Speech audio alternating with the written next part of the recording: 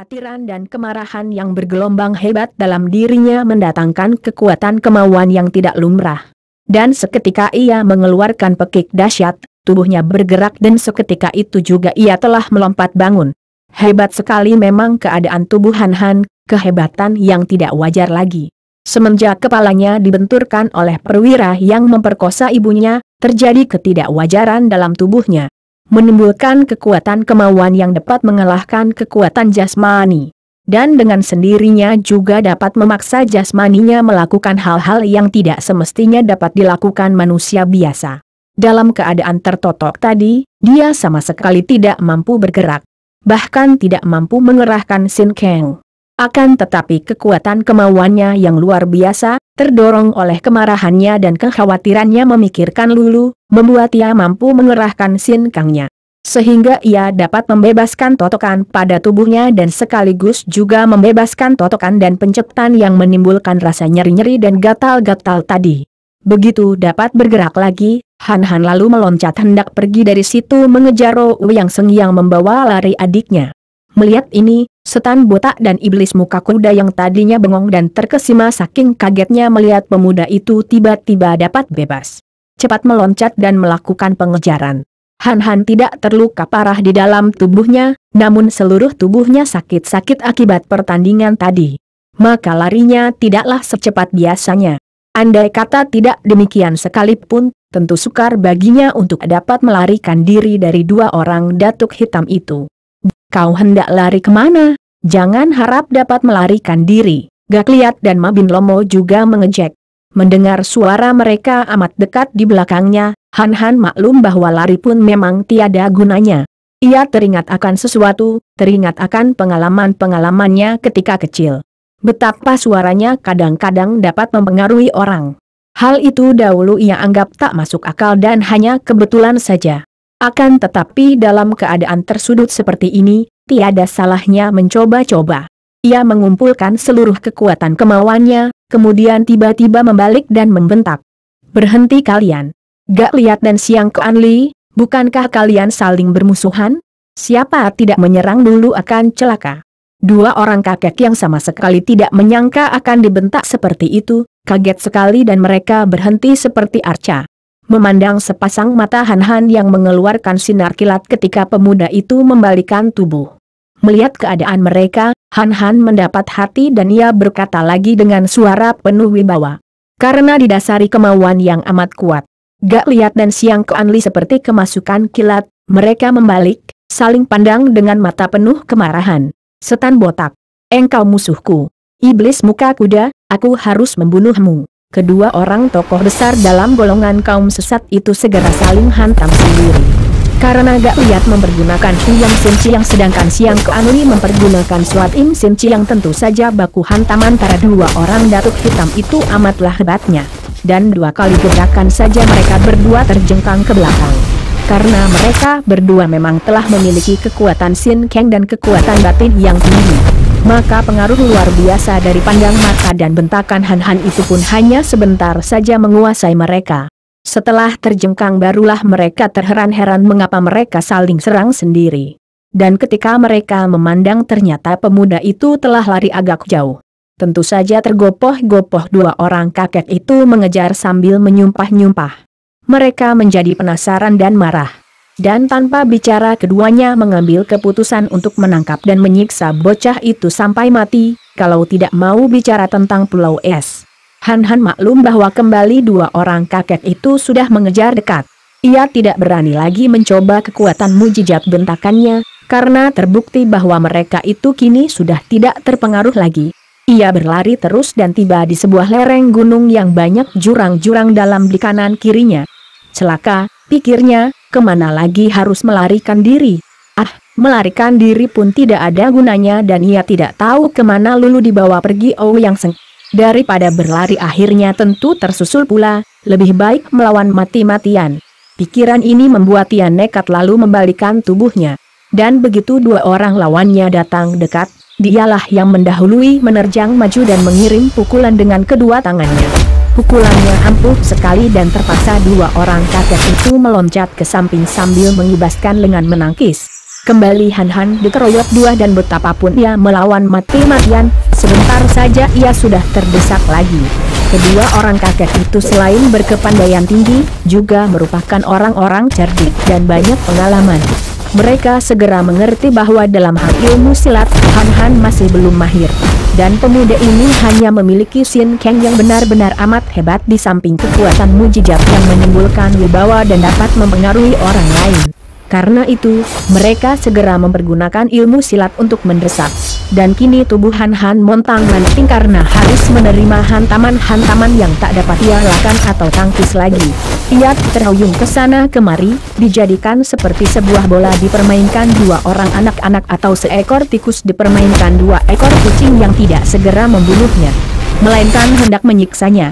Memang orang-orang seperti setan botak dan iblis muka kuda ini memiliki watak sadis yang luar biasa. Mereka itu tak pernah memiliki hati jujur, tidak pernah memiliki rasa kasihan. Bahkan melihat orang lain menderita dan tersiksa, timbul semacam merasa puas dan gembira. Sebaliknya menyaksikan orang lain senang dan bahagia, hati mereka tidak senang, iri hati dan dengki. Karena inilah maka mereka itu menjadi datuk-datuk golongan hitam, orang-orang yang sudah tidak mengenal lagi baik atau buruk, atau tidak mempedulikannya, yang berbuat semata-mata demi kesenangan dan keuntungan diri sendiri saja. Han Han yang merasa betapa tubuhnya seperti akan pecah, rasa nyeri membuat kepalanya pening berdenyut-denyut tetap membungkam dan tidak mau bicara sama sekali. Apalagi bicara tentang Pulau Es. Dia malah menggigit bibir sampai berdarah menahan rasa nyeri. Dan masih terus melakukan perlawanan sejadinya yang tentu saja tidak ada artinya bagi kedua orang kakek itu. Sebuah pukulah Kang To Wigak lihat yang mengenai leher Han Han membuat pemuda ini terpelanting. Dan sesaat tak dapat bangun karena pandang matanya berkunang-kunang dan segala sesuatu seperti berpusingan. Terpaksa Han Han memejamkan mata dan menanti pukulan maut. Masihkah engkau berkeras tidak mau memberitahu tentang Pulau Es? Mabin Lomo membentak dan tubuhnya sudah mendoyong ke depan untuk memberi pukulan maut yang akan menghancurkan kepala Han Han yang kini sudah tak mampu melindungi dirinya lagi itu. Han Han tidak mau menjawab, bahkan kini ia membuka kedua matanya. Terbelalak memandang kepada dua orang kakek itu karena ia hendak menghadapi kematiannya dengan mata terbuka. Agar dapat melihat bagaimana caranya dia mati. Dua orang kakek yang sudah hilang harapan dan kesabaran untuk membujuk Han Han itu menggerakkan tangan. Seolah-olah hendak berlomba pula menikmati kesenangan membunuh pemuda keras kepala itu. Kedua tangan mereka bergerak memukul ke arah kepala Han Han.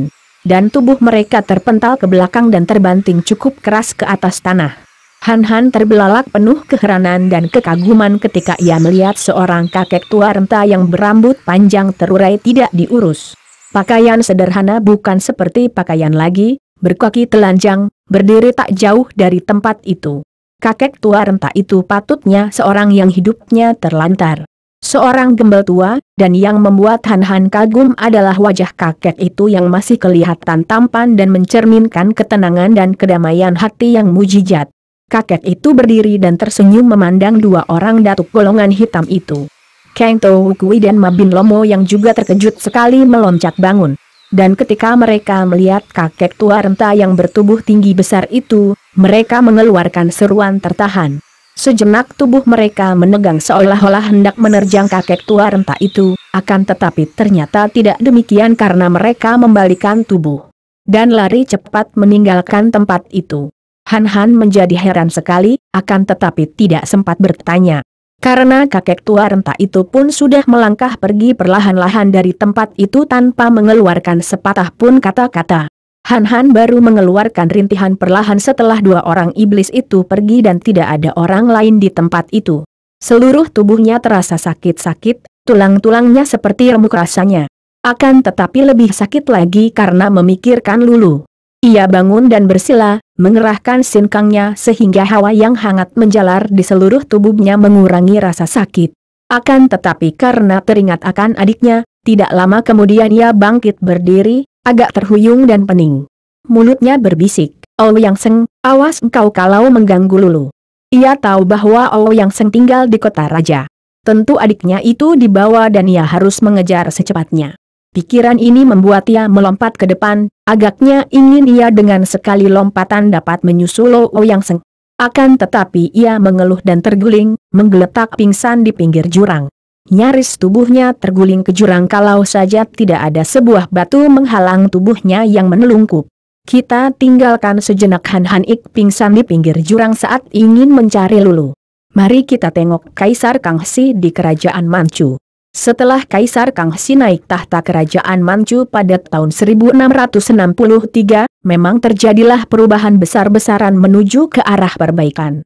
Kaisar ini menggunakan tangan besi untuk menyapu para pemberontak, juga melakukan usaha keras untuk membasmi korupsi dan penyuapan. Dengan cara radikal mengganti para pembesar tua yang korup dengan tenaga-tenaga muda, bukan hanya diambil dari bangsa-bangsa di utara, yaitu bangsa Manchu, Mongol atau Khitan. Akan tetapi juga tidak pantang mempergunakan tenaga bangsa Han sendiri yang sudah jelas mendukung pemerintah baru itu. Bahkan dengan sikap yang manis dan jujur, Kaisar ini membuka kesempatan bagi kaum muda terpelajar untuk menduduki jabatan-jabatan penting di kota raja melalui ujian yang jujur, bebas daripada pengaruh suapan. Hal ini disambut dengan gembira oleh kaum terpelajar yang semenjak dahulu bernasib sengsara karena dahulu, betapapun pandainya seseorang, kalau tidak dapat memberi suapan kepada pembesar yang bertugas, tak pernah dapat lulus ujian. Sikap Kaisar ini memang tepat sekali sehingga pemerintahnya mendapatkan simpati daripada kaum terpelajar. Namun, di samping sikap lunak dan baik untuk menarik sebanyak mungkin kaum cerdik pandai membantu roda pemerintahannya, Kaisar Kangxi juga bersikap bengis dan keras terhadap rakyat yang tidak tunduk kepada pemerintah Manchu. Pembersihan dilakukan di mana-mana, dan terutama sekali kaum Kang Ou mendapat pengamatan keras. Tepat seperti yang diceritakan oleh Pangeran Ouyang Chinkok kepada para pembantunya. Bagaikan ikan-ikan para tokoh Kang Ou yang menentang pemerintah penjajah ini dikejar-kejar sehingga terpaksa mereka yang dapat menyelamatkan diri lari ke Sichuan untuk menggabung pada Bu Samkui, raja muda yang merupakan kekuatan terakhir yang menentang pemerintah Manchu.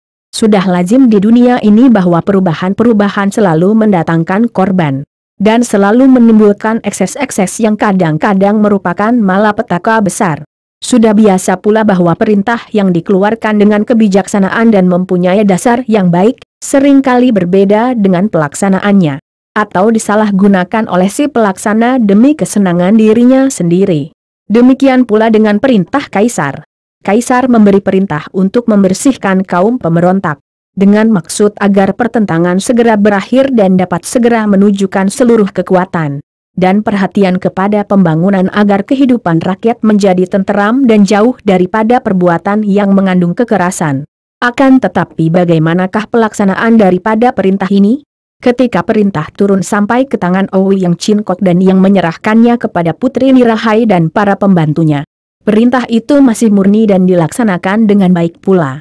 Akan tetapi setelah perintah itu tersebar kepada pasukan-pasukan yang ditugaskan melakukan pengejaran dan pembersihan terhadap orang-orang Kang Ou yang masih menentang, terjadilah penyelewengan-penyelewengan dan penyalahgunaan. Pasukan-pasukan Manchu yang beroperasi jauh dari kota raja, jauh dari pengawasan para pembesar, hanya dipimpin oleh perwira-perwira rendahan, yang dalam keadaan demikian seolah-olah menjadi raja-raja kecil yang berkuasa penuh. Segera melakukan hal-hal yang sama sekali tidak menenteramkan rakyat, bahkan sebaliknya. Apalagi kalau ada di antara mereka yang tewas oleh sergapan kaum pemberontak Kang Ou yang berkepandaian. Kemarahan dan dendam mereka yang tak dapat mereka lampiaskan kepada para pemberontak lalu mereka timpakan kepada rakyat dusun-dusun yang sama sekali tidak tahu apa-apa. Terjadilah perampokan, perkosaan, pembunuhan dan perampasan tanah untuk diberikan kepada mereka yang dapat mengeluarkan perak dan emas sebagai sogokan. Bermacam-macamlah peristiwa yang terjadi di zaman sengsara bagi rakyat jelata itu. Kedatangan pasukan-pasukan Manchu yang berdalih melakukan pembersihan terhadap kaum pemberontak itu, jauh-jauh sudah didengar oleh penduduk dusun-dusun. Sebagai kedatangan segerombolan serigala-serigala kelaparan yang haus darah. Ada yang bergegas lari mengungsi, akan tetapi sebagian besar hanya menerima nasib dan menyandarkan nasib keluarga mereka kepada Tuhan. Mau lari mengungsi lari kemana?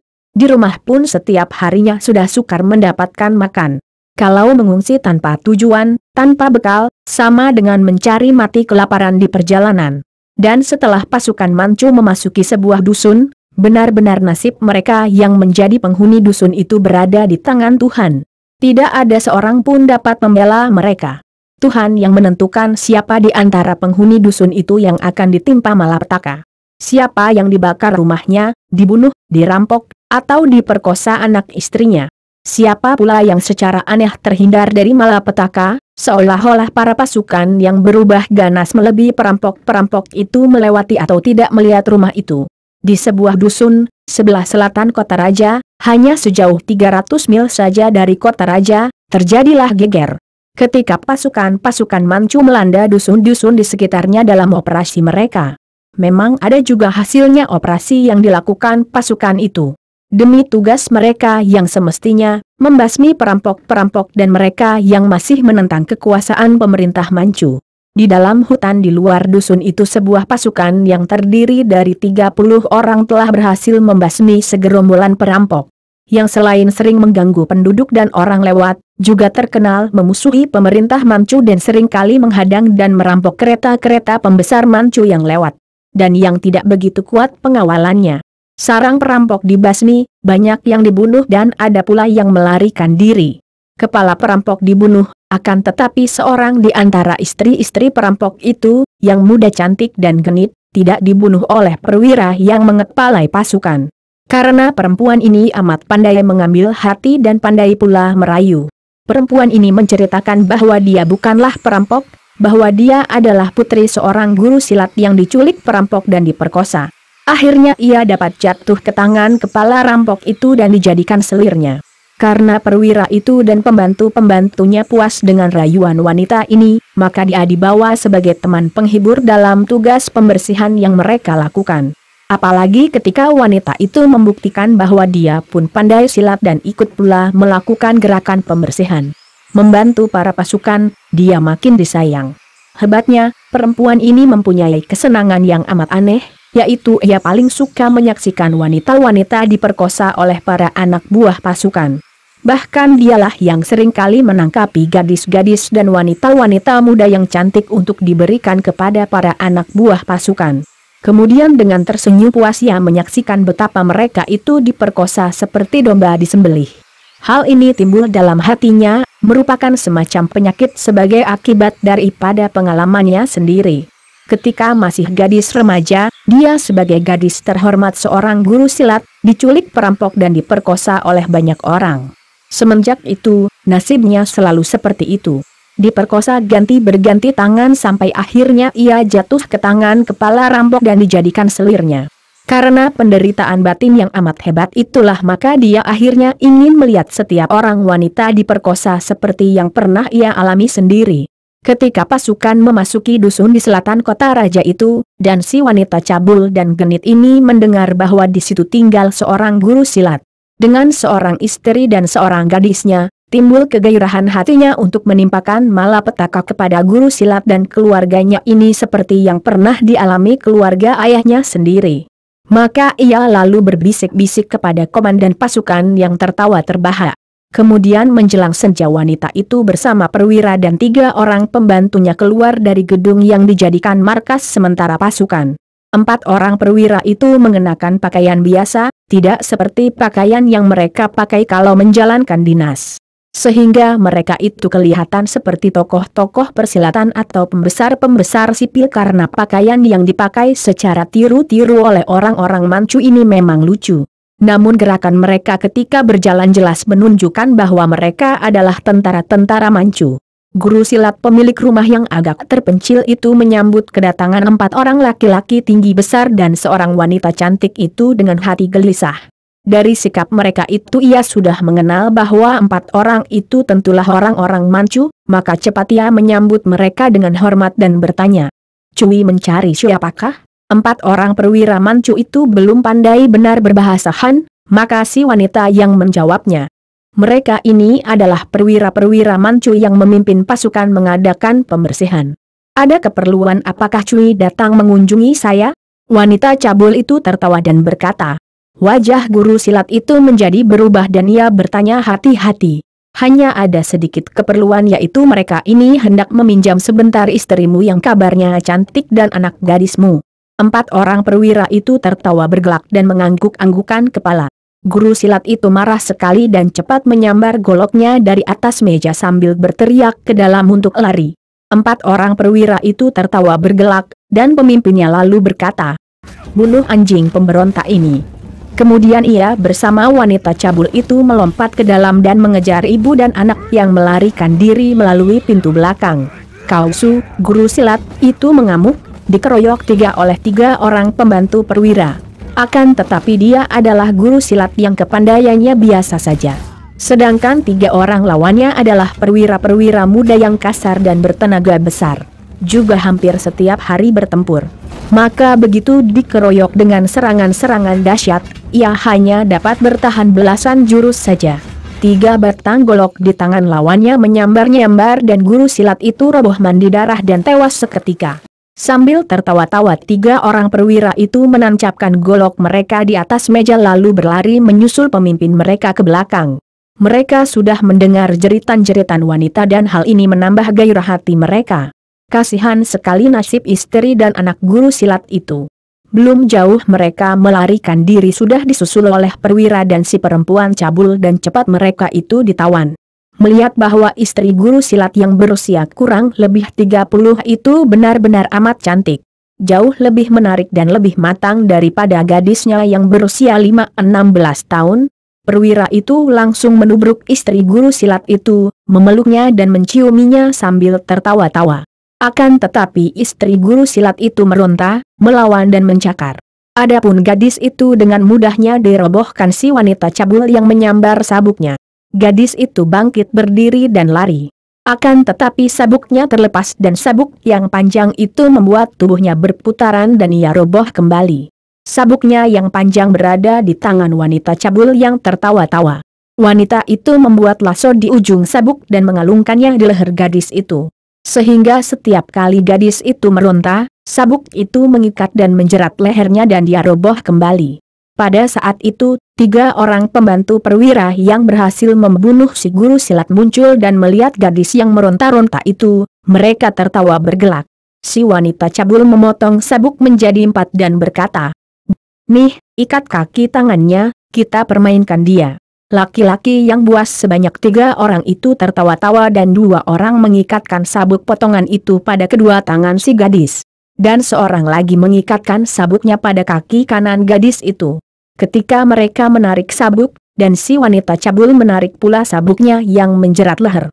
Gadis itu terpentang kaki tangannya dan berdiri dengan kaki kiri, berloncatan dan berteriak-teriak. "Jangan bunuh aku, jangan bunuh aku." Sementara itu, perwira yang sudah bangkit nafsunya setelah menggumuli istri guru silat dan mendapat perlawanan. Bahkan pipinya kena dicakar, menjadi marah.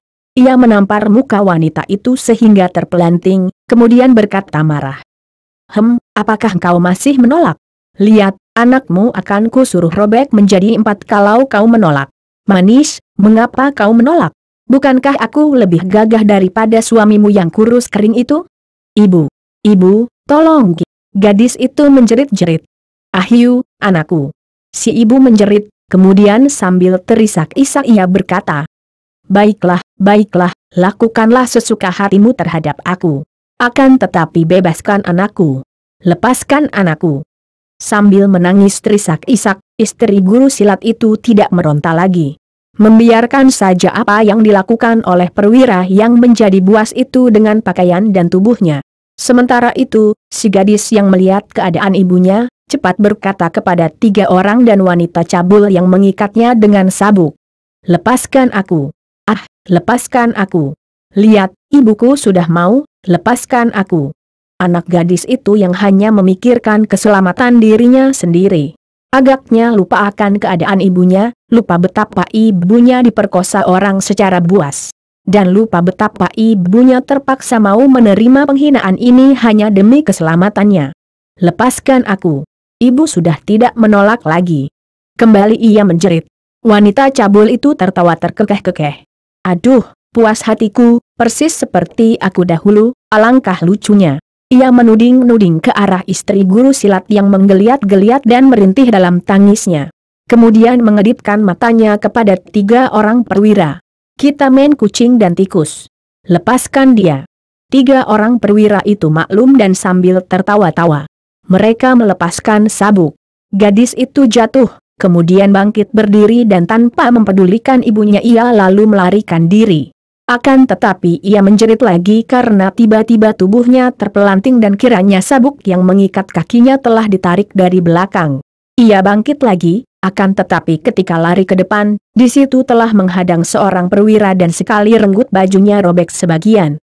Si gadis menjerit dan lari ke kiri, hanya untuk bertubrukan dengan seorang perwira lain yang juga merobek bajunya sambil tertawa-tawa. Gadis itu menjadi panik, lari ke sana kemari. Akan tetapi selalu bertemu perwira yang sengaja menghadangnya dan merobeki bajunya sedikit demi sedikit sehingga hampir telanjang. Wanita cabul yang menonton pertunjukan ini tertawa-tawa penuh kepuasan. Setelah pakaian gadis itu habis koyak-koyak, seorang perwira menubruk maju dan memeluknya. Gadis itu menjerit, dan pada saat itu, jeritnya diikuti jerit si perwira yang menciumnya. Mereka, perwira dan gadis itu, roboh terguling dan masih berpelukan karena sebatang ranting telah menembus tubuh mereka berdua. Membuat tubuh mereka seperti 2 ekor ikan di sate. Dari atas pohon melayanglah turun seorang pemuda berpakaian putih sederhana yang bukan lain adalah Han Han. Ketika pemuda ini yang kebetulan tiba di dusun itu dalam pengejarannya kepada Ouyang Seng, melihat peristiwa yang terjadi di belakang rumah guru silat, kemarahannya tak dapat ia tahan lagi. Dia tidak tahu bahwa 4 orang laki-laki itu adalah perwira-perwira Manchu. Akan tetapi melihat perbuatan mereka, dalam pandang matanya wajah mereka berubah seperti wajah perwira-perwira yang telah memperkosa ibunya dan cicinya. Maka ia menjadi mata gelap.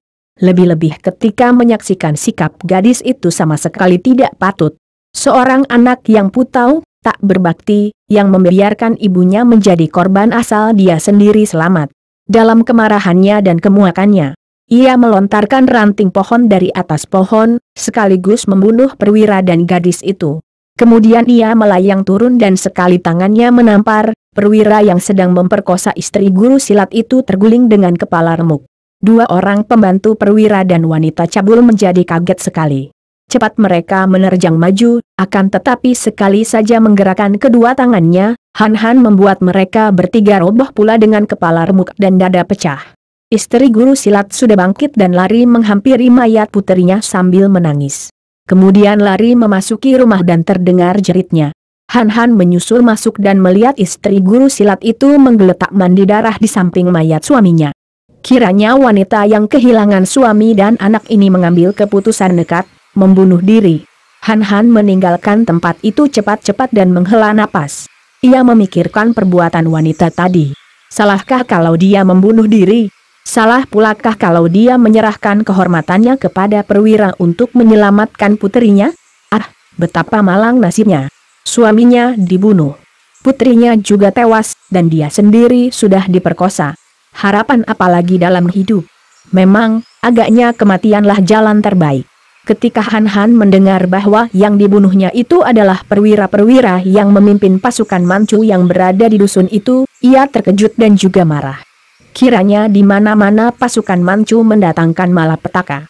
Bukan hanya Han Han saja yang terkejut mendengar akan kematian 4 orang perwira Manchu di belakang rumah guru silat itu. Juga semua penduduk dusun itu terkejut sekali.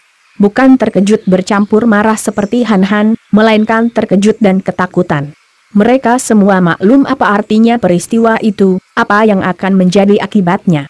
Tentu pasukan Manchu akan mengamuk, menganggap dusun itu sebagai sarang pemberontak.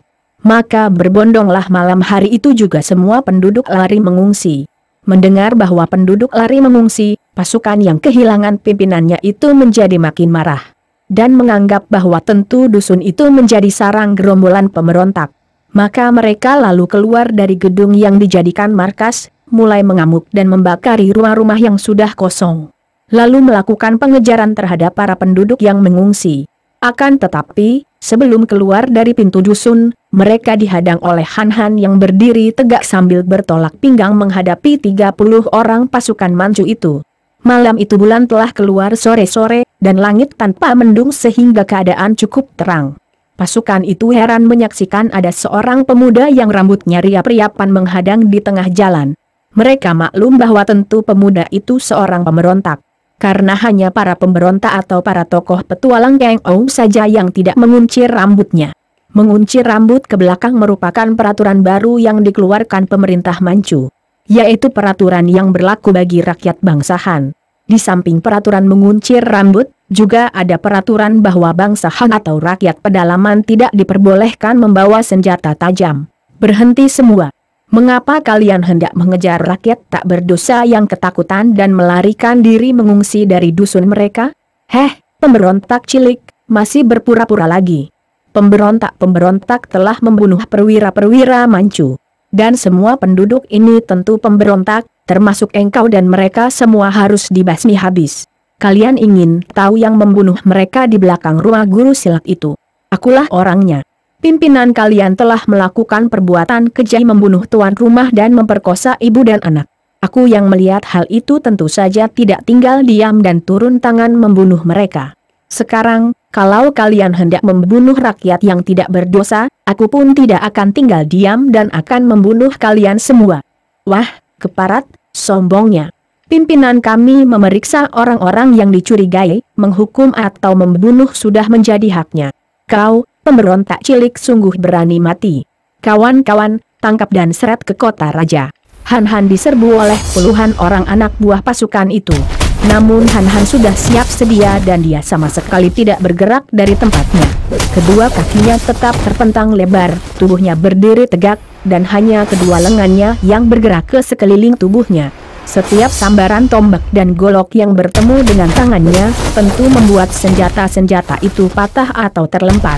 Dan setelah kali tangannya menyambar dan mengenai tubuh seorang pengeroyok, tentu orang itu roboh dengan napas putus. Bagaikan sekumpulan nyamuk menerjang api lilin, pasukan itu menyerang untuk roboh sendiri. Bertumpuk-tumpuk mayat para pengeroyok bergelimpangan di sekeliling Han. Dan kedua lengan baju pemuda ini sudah mandi darah para pengeroyoknya. Setelah ada 20 orang prajurit roboh binasa, barulah sisanya menjadi gentar dan tanpa dikomando lagi, karena pemimpin mereka memang tidak ada. Mereka itu membalikan tubuh dan melarikan diri melalui pintu dusun sebelah utara. Berlawanan dengan arah yang ditempuh penduduk dusun yang lari mengungsi. Han menghela napas menyaksikan tumpukan mayat-mayat itu. Kembali hatinya dipenuhi rasa penyesalan. Karena kembali begitu ia turun tangan melakukan sesuatu, tentu akibatnya banyak nyawa melayang. Apakah hidupnya sudah dikutuk sehingga tindakannya selalu hanya akan menimbulkan malapetaka dan pembunuhan belaka? Ia menarik napas dan mukanya murung. Ia sampai tidak tahu bahwa ada beberapa orang mendatangi tempat itu dan menghampiri dari jarak jauh. Ketika akhirnya ia mendengar langkah mereka dan menoleh, kiranya yang datang adalah 5 orang laki-laki setengah tua, penduduk dusun itu. Mereka berlima itu segera menjatuhkan diri berlutut dan berkatalah seorang di antara mereka. Tai Hiap telah menolong kami, menyelamatkan orang sedusun. Akan tetapi Tai Hiap telah membunuh banyak orang prajurit, bahkan membunuh 4 orang perwira. Hal ini hebat sekali, harap Tai Hiap cepat-cepat meninggalkan tempat ini sebelum barisan besar datang dan melakukan pembersihan di sini. Kalian berlima ini siapa? Kami adalah penduduk dusun ini pula, Tai Hiap. Jangan sebut aku Tai Hiap, aku hanya seorang muda yang sudah banyak membunuh orang. Mengapa kalian tidak ikut pergi mengungsi? Kami merupakan pengungsi-pengungsi yang paling akhir, yaitu laki-laki yang siap mengorbankan diri menghambat pengejaran agar anak istri kami dapat lari selamat. Akan tetapi melihat Tai Hiap menghadang, kami bersembunyi dan menonton. Tai Hiap telah menyelamatkan kami, harap Tai Hiap suka mendengar nasihat kami untuk meninggalkan tempat ini sekarang juga. Tidak, kalian bantu aku menguburkan semua jenazah ini dan yang berada di belakang rumah guru silat, baru kita pergi. Bagaimana? Ada yang suka membantuku? 5 orang laki-laki itu saling pandang dengan mata heran. Pemuda ini sudah bersusah payah menolong penduduk dan melawan para tentara Manchu, berhasil membunuh. Akan tetapi kini tidak lekas-lekas pergi menyelamatkan diri malah mengajak mereka untuk mengubur jenazah-jenazah itu. Akan tetapi, tentu saja mereka tidak berani menolak. Dan tanpa banyak cakap mereka itu lalu membantu Han Han menggali lubang-lubang kuburan untuk mengubur sekian banyaknya mayat-mayat itu. Menjelang pagi barulah pekerjaan itu selesai dan Han Han segera berkata, "Sekarang harap kalian suka pergi cepat-cepat dari tempat ini. Aku akan bersembunyi dan melihat apa yang akan terjadi sebagai akibat dari kejadian ini." Setelah kelima orang itu pergi cepat-cepat dengan ketakutan, kalau ada pasukan besar Manchu yang akan datang menyerbu ke situ. Han Han lalu mengambil sebuah daun pintu rumah yang terbakar. Daun pintu yang lebar dan ia menggunakan telunjuknya dengan kekuatan Sin Kangnya mencoret-coret beberapa huruf besar yang berbunyi, "Siehon membasmi pasukan yang merampok, memperkosa dan membunuh rakyat yang tidak berdosa. Pemerintah yang baik melindungi rakyat, bukan menindas mereka." Han Han memasang papan pintu itu di tengah dusun yang kini sudah kosong. Kemudian ia bersembunyi di pohon-pohon, menanti datangnya pasukan Manchu yang diduga pasti akan datang ke dusun itu. Sambil duduk di atas dahan pohon dan makan kue kering yang ia ambil dari sebuah rumah kosong, Han Han melamun dan mengenangkan semua peristiwa yang dialaminya akhir-akhir ini dengan hati merana. Hanya ada dua hal yang berkesan sekali di hatinya. Pertama, tentu saja terculiknya Lulu oleh Ouyang Seng yang kini dicarinya, dan merupakan tugas pokok dan terpenting baginya di saat itu. Kedua adalah kakek tua renta berambut panjang yang aneh, yang muncul ketika ia diancam maut di tangan setan botak dan iblis muka kuda. Mengapa dia tidak jadi dibunuh? Mengapa dua orang itu roboh dan mengapa pula mereka lalu lari ketakutan? Apa yang telah dilakukan kakek aneh itu? Ia tidak melihat kakek itu melakukan sesuatu. Dan anehnya, ia merasa seperti pernah bertemu dengan kakek itu, hanya ia lupa lagi, entah kapan dan di mana. Tak lama kemudian tampaklah olehnya berbondong-bondong rakyat dusun melarikan diri dengan wajah ketakutan. Dan dari sebelah belakang para pelarian ini terdengar derap kaki kuda dan suara-suara makian. Pemberontak keparat. Pembunuh-pembunuh keji. Makian-makian ini disusul dengan munculnya dua orang penunggang kuda. Dan melihat pakaian mereka, tahulah Han Han bahwa mereka itu adalah dua orang pengawal. Dua orang pengawal itu memegang gendawa dan beberapa kali mereka melepas anak-anak panah ke depan. Kiranya yang menjerit tadi adalah para pengungsi yang menjadi korban anak panah mereka itu. Han Han memandang dengan mata terbelalak dan muka merah saking marahnya. Ia melihat sendiri betapa seorang laki-laki muda dan seorang gadis yang melarikan diri roboh oleh anak panah. Bahkan seorang ibu setengah tua yang menggendong bayi dan yang lewat di bawahnya, menjerit ketika sebatang anak panah menancap di punggungnya. Ibu ini roboh terguling, mendekap anaknya yang menangis. Seorang laki-laki setengah tua berteriak kaget dan ternyata dia adalah suami ibu itu. Sambil menangis bapak ini lalu menyambar tubuh anaknya yang masih kecil. Kemudian melarikan diri dan terpaksa meninggalkan mayat istrinya untuk menyelamatkan dirinya dan anaknya. Karena kalau tidak lari tentu mereka berdua menjadi korban keganasan dua orang perwira pengawal itu pula. Han Han tak dapat mengekang kemarahannya lagi. Ia mengeluarkan pekik mengerikan dan tubuhnya sudah melayang turun. Langsung menerjang dua orang perwira pengawal yang lewat di bawahnya. Dua orang pengawal itu kaget, namun ternyata bahwa mereka pun bukan orang lemah. Karena mereka dalam kegugupan diserang secara tiba-tiba itu menghantamkan busur mereka kepada Han Han yang sudah menggerakkan ranting di tangannya. Kedua buah busur dua orang pengawal itu hancur sehingga mereka terkejut sekali. Akan tetapi Han Han sudah menggunakan kedua tangannya memukul. Dua orang lawannya cepat melempar tubuh sendiri ke belakang, meloncat dari atas punggung kuda. Dua ekor kuda tunggangan mereka meringkik keras dan roboh terguling. Berkelojotan tak mampu bangun kembali karena tulang punggung mereka patah terkena pukulan kedua tangan Han Han. Dua orang pengawal yang sudah meloncat bangun memandang dengan mata terbelalak. Keparat. Siapa kau yang membantu para pemberontak keji? Seorang di antara perwira pengawal itu sudah mencabut goloknya diikuti oleh kawannya. Dan mereka memandang pemuda berambut panjang itu dengan hati gentar. Di dunia ini penuh dengan orang gila yang memaki orang lain gila. Penuh dengan maling yang berteriak maling. Rakyat lari mengungsi pasti ada sebabnya dan apalagi sebabnya kalau bukan karena kekejian orang-orang macam kalian? Rakyat mengungsi mencari tempat aman, kalian mengejar dan membunuh mereka. Sekarang kalian masih memaki mereka sebagai pemberontak keji. Sungguh menjemukan. Orang muda. Apakah engkau termasuk seorang pemberontak? Aku bukan pemberontak, akan tetapi aku menentang setiap kekejaman seperti yang kalian lakukan terhadap para pengungsi tadi. Mereka adalah orang-orang lemah yang tertindas, yang membutuhkan bantuan orang-orang yang mengaku dirinya ksatria. Haha, mereka orang-orang lemah katamu. Dengarlah orang muda. Kami adalah dua di antara para pengawal yang mengawal Giam Tai Chiang Kun bersama istrinya. Tahukah engkau bahwa hampir saja kereta Tai Chiang Kun hancur dan ada beberapa orang teman pengawal tewas oleh pengungsi-pengungsi yang kau katakan lemah itu? Mereka adalah pemberontak-pemberontak yang menyelinap di antara rakyat jelata. Tidak percaya? Apakah ibu yang menggendong anak ini pun seorang pemberontak? Dua orang perwira pengawal itu kelihatan agak malu dan seorang di antara mereka menjawab, memang, kurasa bukan. Akan tetapi dalam pembersihan terhadap para pemberontak, bukanlah hal aneh kalau ada rakyat yang terkena akibatnya. Karena para pemberontak bersembunyi di antara rakyat jelata. Alasan kosong. Para pemberontak berada bersama rakyat, hal itu hanya berarti bahwa rakyatlah yang memberontak. Mengapa rakyat memberontak? Karena rakyat tidak suka akan pemerintah yang menguasainya. Kenapa tidak suka? Karena pemerintahnya tidak benar. Daripada membunuh rakyat, lebih baik membersihkan diri sendiri agar dapat disuka oleh rakyat. Wah, bicaramu seperti pemberontak pula. Sombong. Dua orang perwira itu mendengar suara roda kereta dan derap kaki kuda mendatangi. Maklum bahwa rombongan panglima yang dikawalnya sudah tiba. Hal ini berarti bahwa kawan-kawan mereka sudah tiba pula, maka timbullah keberanian mereka dan serentak mereka berdua menerjang Han Han dengan golok. Kini Han Han sudah membuang tongkat ranting pohon tadi dan menghadapi kedua orang pengeroyok dengan tangan kosong.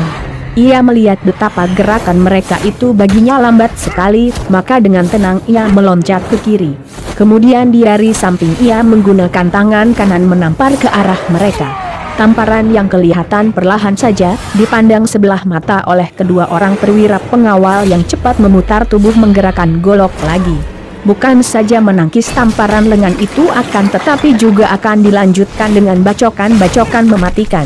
Tentu saja kedua orang perwira bangsa Manchu ini sama sekali tidak tahu bahwa tamparan itu mengandung hawa pukulan maut Huyang Xinjiang. Mereka hanya melihat golok mereka terbang dari tangan mereka. Kemudian terasa hawa panas luar biasa menembus dada dan selanjutnya mereka tidak tahu apa-apa lagi. Karena mereka telah roboh dengan dada gosong dan tubuh tak bernyawa lagi. Robohnya kedua orang perwira ini tampak oleh rombongan pengawal yang mendahului sebuah kereta yang ditarik oleh 4 ekor kuda. Rombongan pengawal di depan kereta berjumlah 20 orang, mereka ini adalah anak buah dari dua orang perwira tadi. Maka melihat betapa dua orang pimpinan mereka roboh di tangan seorang laki-laki muda berambut panjang yang tidak memegang senjata. Mereka menjadi marah dan membalapkan kuda ke depan sambil berteriak-teriak dan tombak serta golok mereka diacung-acungkan ke atas. Kereta itu cukup indah, ditarik 4 ekor kuda dan dikawal ketat. Rombongan pengawal di depan tadinya berjumlah 2 orang di kepala 2 orang perwira. 4 orang pengawal telah tewas di perjalanan sehingga tinggal 20 orang.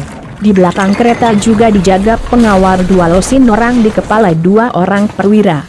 Melihat adanya gangguan di depan, kereta dihentikan dan 2 pengawal di belakang telah mengurung kereta dan melindunginya. Tidak membantu 20 orang pengawal depan yang menerjang Han Han. Juga 2 orang pengendara kereta tidak turun dari tempatnya.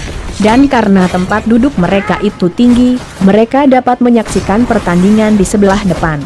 Mata kedua pengendara itu melotot dan wajah mereka pucat penuh keheranan dan kengerian. Mereka melihat bahwa yang menghadang jalan hanyalah seorang pemuda rambut panjang yang tidak memegang senjata, dan yang kini dikeroyok oleh 20 orang pengawal itu. 2 orang pengendara ini tadinya sudah merasa yakin bahwa kembali mereka akan melihat seorang pemberontak dicincang hancur tubuhnya oleh para pengawal yang kuat itu. Akan tetapi ternyata apa yang terjadi di depan itu jauh berlawanan dengan apa yang mereka duga. Pemuda itu dengan sikap tenang sekali hanya menggerakkan kedua tangan mendorong ke kanan kiri. Dan para pengawal yang mengeroyoknya seperti semut mengeroyok jangkrik itu roboh bergulingan tak dapat bangkit kembali. Dua orang pengendara itu melihat jelas dari tempat duduk mereka yang tinggi betapa ada tombak yang menusuk punggung pemuda rambut panjang itu. Ada pula golok yang membacok pundak dan leher. Akan tetapi, tombak itu patah-patah dan golok itu rompal, terlepas dari tangan pemegangnya. Kemudian sekali tangan pemuda itu berkelebat ke belakang, agaknya tidak menyentuh kulit para pengawal. Namun mereka yang gagal menyerang ini roboh pula tak dapat bangun. Juga para pengawal yang menjaga kereta di sebelah belakang memandang peristiwa yang terjadi di depan dengan mata terbelalak. Jendela kereta terbuka, sebuah kepala yang besar dan muka yang penuh berlewok, muka yang gagah perkasa. Muka si Panglima yang berada di dalam kereta, muncul dan bertanya kepada dua orang perwira pimpinan pengawal belakang mengapa kereta lama berhenti di situ. Ada gangguan pemberontak, Tak Chiang Kun. Sang Panglima berwok bertanya tak acuh, memandang rendah karena dia sudah biasa mengalami gangguan para pemberontak. Hanya seorang saja, Tak Chiang Kun. Kalau hanya seorang saja mengapa begitu lama? Panglima itu membentak tak sabar. Suara si perwira yang melapor kini agak gemetar. Dia lihai bukan main, Tak Chiang Kun. Wah, seluruh pasukan pengawal depan hampir semua roboh di tangannya. Rombonganmu jangan meninggalkan kereta. Ada terjadi apakah? Seorang wanita cantik yang duduk dalam kereta di depan Panglima itu, sambil memangku seorang anak perempuan yang mungil, bertanya. Wanita ini berusia kurang lebih 26 tahun dan dia adalah istri Panglima itu. Ah, hanya gangguan seorang pemberontak? Jangan khawatir, istriku. Kau tenang-tenanglah di sini, para pengawal sudah menjaga kita. Pula, kalau perlu, aku sendiri akan turun tangan membunuhnya, kata Panglima Giamcu dengan suara tenang. Panglima Giamcu meraba gagang pedangnya. Istrinya menggerakkan tangan menyentuh lengannya. Jangan. Sudah berkali-kali ku minta kepadamu agar engkau jangan membunuh orang. Kalau hal itu perlu sekali dilakukan, biarlah para pengawal yang melakukannya. Panglima itu tertawa, lalu membungkuk dan mencium pipi istrinya, kemudian berkata, Tentu, apa kau kira aku suka menjadi algojo setelah memiliki istri seorang dewi seperti engkau ini? Akan tetapi biarpun mulutnya berkata demikian, hati Panglima ini mulai merasa tidak enak. Dan dia lalu mengungkapkan tirai di jendela depan kereta dan mengintai ke depan. Dapat dibayangkan betapa terkejut hatinya ketika melihat bahwa 20 orang pengawal dan 2 orang perwira yang memimpin pengawal pasukan depan telah roboh semua, kuda-kuda tunggangan mereka lari cerai-berai. Dan kini ia melihat seorang laki-laki muda yang rambutnya riap-riapan berpakaian putih sederhana, berwajah beringas dan bermata menyeramkan. Melangkah perlahan menghampiri kereta yang terjaga oleh 2 losin pengawal, 2 orang perwira dan 2 orang pengendara kereta. Han memang sudah marah sekali, ketika ia dikeroyok 20 orang pengawal tadi, kemarahannya memuncak. Hujan senjata ke arah tubuhnya tidak ia pedulikan karena ia sudah mengerahkan Sin Kang melindungi tubuh. Dan pada saat para pengeroyok menerjangnya, ia menggunakan kedua tangannya memukul ke kanan kiri ke depan belakang menggunakan Swat Im Sin Chiang. Setiap orang pengawal yang terkena hawa pukulan ini tentu roboh dengan darah membeku dan jantung mereka berhenti bekerja seketika. Tentu saja yang jatuh terus mati tak dapat hidup kembali. Setelah semua pengeroyoknya roboh, Han memandang ke arah kereta yang terjaga oleh sepasukan pengawal lain. Pakaiannya robek di sana-sini terkena senjata tajam, dan dia melangkah maju menghampiri kereta. Para pengawal hanyalah anak buah, hanya alat, pikirnya. Yang duduk di kereta itu adalah pembesarnya dan dialah biang keladinya yang harus ditumpas, pikirnya. Sejenak sunyi sekali ketika pemuda itu dengan langkah satu-satu dan lambat-lambat menghampiri kereta. Setelah dekat, meledaklah suara teriakan-teriakan para pengawal mengeroyok Han, didahului oleh 2 orang perwira. Kini rombongan pengawal ini mengeroyok Han setelah meloncat turun dari atas kuda. Dan segera terdengar suara hiruk-pikuk. Suara teriakan marah bercampur aduk dengan suara senjata patah dan jatuh ke atas tanah. Disusul pula jerit-jerit mengerikan ketika Han mulai dengan amukannya. Giam Hujin, Nyonya Giam, mendekap puterinya dan mukanya menjadi pucat mendengar suara hiruk-pikuk di luar kereta. Giam Chiang Kun kembali mengintai dan Panglima tinggi besar berewokan ini mengeluarkan suara menggeram marah ketika menyaksikan betapa 2 orang perwira pengawal itu sudah tewas pula. dan kini orang muda yang aneh itu sudah merobohkan para pengawal dengan setiap gerakan tangan seperti orang membabat rumput saja. Giam Chiang Kun mencabut pedangnya dan hendak keluar dari kereta. Akan tetapi istrinya memegang lengannya dan menariknya kembali. Jangan tinggalkan aku. Istriku. Pemberontak itu lihai. Para pengawal bukan lawannya. Aku sendiri yang harus melawannya. Tidak, jangan tinggalkan aku. Aku takut. Baiklah, aku menjaga di sini dan kalau dia berani masuk, ku penggal lehernya. Giam Chiang Kun duduk kembali, menghela napas dan memangku pedangnya. Suara hiruk-pikuk di luar makin gaduh dan tubuh Giam Hujan menggigil.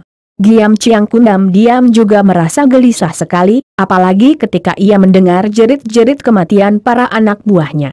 Ia mengintai dan alangkah kagetnya ketika pemuda itu telah mengamuk dekat kereta. Dan para pengawal yang mengeroyoknya hanya tinggal 6 orang lagi. Mereka itu pun mengeroyok dari jarak jauh, menggunakan senjata tombak yang panjang, seperti 6 orang pemburu yang menyerang seekor harimau. Dengan takut-takut terpaksa dan hanya menakut-nakuti dengan ujung tombak saja. Han yang melihat tidak ada lagi pengeroyok yang mendesaknya, segera meloncat ke dekat kereta. Ia menggerakkan tangan mencengkeram daun pintu dan merenggut. Daun pintu itu terlepas dan pecah-pecah. Pada saat itulah Giam Chiang Kun menerjang keluar dengan loncatan dan dengan tusukan pedangnya ke arah dada Han. Han yang mendengar bersuitnya angin tusukan pedang, maklum bahwa orang yang menyerangnya memiliki ilmu kepandaian yang cukup tinggi. Maka ia cepat menggeser kaki ke kiri, tangannya menyampok pedang itu dan kakinya menendang. Tubuh Giam Chiang Kun yang tinggi besar itu terlempar sampai 4 meter jauhnya. Pada saat Han hendak mengejar, dari atas melompat 2 orang pengendara dengan golok di tangan. Han menyambut mereka dengan kedua tangannya, tidak mempedulikan 2 batang golok yang membacok leher dan pundak. Tangannya berhasil mencengkeram baju mereka dan sekali kedua tangannya bergerak, terdengar suara keras dan pecahlah 2 buah kepala yang diadukannya itu. Darah muncrat bersama otak. Han menghampiri panglima yang ditendangnya tadi. Giam Chiang Kun bertubuh kuat dan ia sudah bangun kembali dengan pedang di tangan. Ketika Han melihat wajah Giam Chiang Kun, terlepaslah pekik melengking dari mulutnya seperti teriakan seekor biruang marah. Dan ia melangkah lagi sambil berkata, Engkaukah ini? Si keparat jahanam, kebetulan sekali, ku beset kulitmu, ku minum darahmu. Suara Han perlahan dan mendesis, wajahnya beringas seperti bukan wajah manusia. Dia mengenal perwira brewok yang dahulu memperkosa encinya. Giam Chiang Kun merasa ngeri melihat wajah Han yang sama sekali tidak dikenalnya. Ia berteriak, dan 6 orang sisa pengawal itu dengan nekat menerjang maju. Menggunakan tombak mereka yang datang seperti hujan ditusukkan ke arah tubuh Han. Han yang menemukan musuh besarnya, sudah menjadi marah sekali. Ia menggereng, membiarkan tombak-tombak itu menusuknya. Kedua tangannya bergerak, yang kanan memukul dengan ilmu sakti Huyang Sin Chiang, yang kiri menggunakan Swat Im Sin Chiang. Dan 6 orang pengawal itu roboh, yang 3 orang hangus seluruh tubuh mereka. Yang 3 orang lagi kaku membeku, ke-6-nya tewas di saat itu juga. Kau, iblis berewok, tibalah saatnya aku membalas dendam. Hahaha. Baru sekali ini selama hidupnya Han tertawa seperti itu. Suara ketawa yang tidak sewajarnya, seperti bukan suaranya sendiri. Seperti ketawa di luar kehendaknya dan memang suara ketawa ini terdorong oleh nafsu dendam yang menyesak di hati. Giam Chiang Kun merasa bulu tengkuknya berdiri, akan tetapi dia sudah menerjang maju lagi dengan pedangnya. Membacok ke arah kepala pemuda yang menyeramkan itu. Pedang yang kena ditampar tangan Han itu patah menjadi 2. Giam Chiang Kun kini melempar gagang pedangnya, memandang pemuda itu dengan mata terbelalak. Dan otomatis kakinya mundur-mundur ke arah kereta. Han masih tertawa-tawa dan melangkah maju. Tangannya melakukan gerakan mendorong. Biarpun Giam Chiang Kun sudah mengerahkan tenaganya bertahan, namun tetap saja tubuhnya terjengkang oleh hawa dorongan yang luar biasa kuatnya. Ia jatuh terlentang dan pemuda itu melangkah maju perlahan-lahan. Tiba-tiba terdengar jerit dari dalam kereta dan Giam Hujin sudah turun dari kereta memondong puterinya yang menangis keras sejak tadi. Jangan bunuh dia, jangan bunuh suamiku, mohon Tai Hiap sudi mengampuni nyawa suamiku. Han tertegun memandang wanita memondong anak yang berlutut di depan kakinya. Kemarahannya tak mungkin dapat dihapus oleh ratap tangis seorang wanita yang tidak dikenalnya. Dia jahat, aku harus membunuhnya. Ah, ampunkan dia, ampunkan kami, Tai Hiap, ampunkan suamiku. Wanita itu meratap-ratap sambil berlutut. Kemudian menangis dan seolah-olah menciumi ujung kaki Han Han. Tergeraklah hati Han Han dan ia menjadi marah kepada wanita ini yang telah menimbulkan keraguan di hatinya. Dia harus membunuh perwira brewok ini. Apapun yang terjadi, dia harus membunuhnya. Si brewok ini telah memperkosa encinya, memperkosanya di depan matanya. Dialah orang kedua di antara 7 orang perwira Manchu yang harus dibunuhnya. Harus, yang pertama adalah perwira muka kuning yang telah memperkosa dan membunuh ibunya. Yang kedua perwira ini yang memperkosa encinya, kemudian yang 5 orang lainnya, mereka yang telah menghina keluarganya. Harus dia balas dan tumpas semua. Dia orang busuk, kau tahu. Dia manusia berhati iblis, dia telah memperkosa. Han Han tiba-tiba membungkuk, memegang kedua pundak Nyonya Giam, dan menariknya berdiri agar mereka dapat bertemu pandang. Han Han berhenti bicara, matanya terbelalak dan lehernya seperti dicekik rasanya. Mereka berpandangan, seorang wanita cantik dan pemuda perkasa itu, yang hampir sama bentuk mukanya. Keduanya terbelalak dan Nyonya Giam seolah-olah tidak percaya kepada pandang matanya sendiri. Berkedip-kedip, mukanya pucat, matanya terbelalak, tangisnya terhenti seketika. Han Han. Leng Cici. Nyonya Giam itu memang encinya, si Leng. Gadis yang dahulu diperkosa kemudian dilarikan oleh perwira brewok yang bukan lain adalah Giam Chu yang kini telah menjadi panglima. Si Leng terkulai lemas, roboh pingsan di dalam pelukan adiknya. Han Han juga lemas seketika. Getaran-getaran yang menguasai dirinya, yang membuat ia buas dan haus darah, seketika lenyap. Meninggalkan tubuhnya yang terasa lemas dan lelah sekali. Ia duduk di atas sebuah akar menonjol, memangku encinya yang masih pingsan.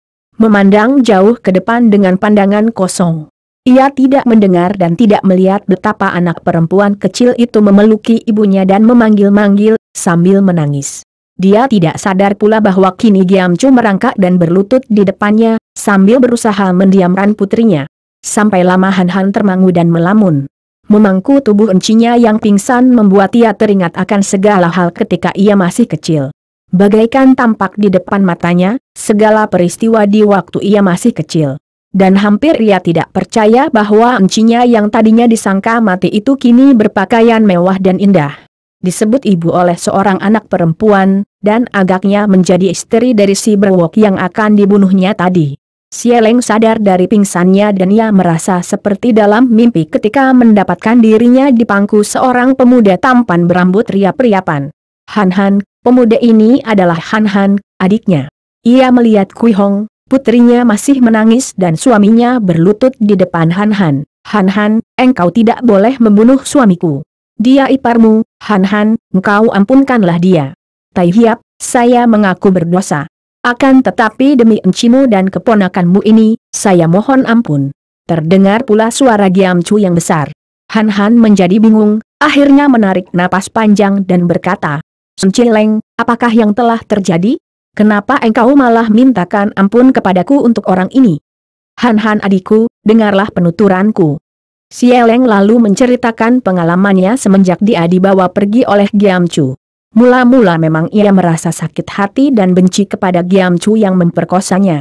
Berkali-kali ia hendak membunuh diri, akan tetapi digagalkan selalu oleh Giam Chu yang menjaganya dan ternyata bahwa perwira itu jatuh cinta kepada gadis ini. Dengan penuh kasih sayang Giam Chu membujuk, bahkan tidak lagi ia memperkosa gadis itu. Diperlakukan dengan sikap halus dan dihujani kemewahan. Mula-mula si Leng tidak mempedulikan sikap baik perwira itu, ia terlalu benci kepadanya. Dan lebih baik mati daripada menjadi istrinya. Akan tetapi, Giam Chu membujuk, bahkan mengenyahkan semua selirnya. Kemudian, setelah si Leng mendapatkan dirinya dalam keadaan mengandung akibat perkosaan itu, ia menyerah. Dan ternyata bahwa dia amat mencintaku, Han Han. Mencinta sungguh-sungguh dan sampai sekarang pun terbukti cintanya kepadaku. Setelah dia naik pangkat terus sampai menjadi panglima, dia tetap mencintaku. Tidak mempunyai istri lain dan akhirnya aku pun mencintanya sebagai suamiku yang baik. Si Leng terisak, Kemudian melanjutkan ceritanya, kandunganku yang pertama gugur dan hal itu malah menggirangkan hati kami. Karena kalau anak itu terlahir, tentu hanya akan menimbulkan kenangan pahit dari peristiwa jahanam yang terjadi di rumah kita dahulu. Kemudian aku mengandung lagi dan terlahirlah keponakanmu ini, Kui Hong. Dia anak kami yang syah, yang lahir dari cinta kasih antara kami. Han, setelah engkau mendengar penuturanku, maukah engkau mengampuni suamiku? Han meragu.